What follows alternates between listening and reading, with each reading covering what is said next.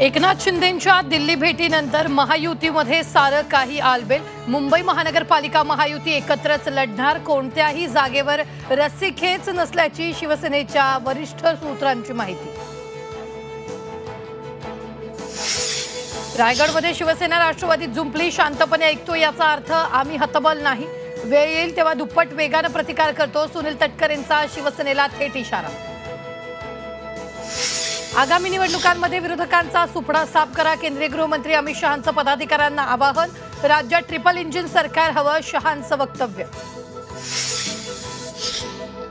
नियम डावलून आणि मुंबई महापालिकेची जागा बळकावून चर्चगेटमध्ये भाजपचं कार्यालय, संजय राऊतांचा आरोप, तर सर्व नियम पाळूनच कार्यालयाचं काम, फडणवीसांचा पलटवार।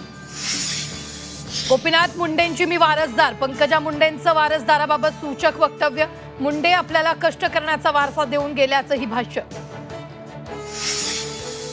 राज्यात मंत्रिमंडळ विस्तार होण्याचे धर्मराव बाबा आत्रामांकडून संकेत, 4 वेळा मंत्री झालो, वर्षभरात पुन्हा मंत्री होणार असल्याचं आत्रामांचं सूचक वक्तव्य। पुण्यातील जैन बोर्डिंग प्रकरणात धर्मदाय आयुक्तांनी 230 कोटी रुपये गोठवले, व्यवहार रद्द झाला तर गोखलेंना पैसे परत मिळण्याची शक्यता, मात्र धर्मदाय आयुक्तांनी पैशाला दिली स्थगिती।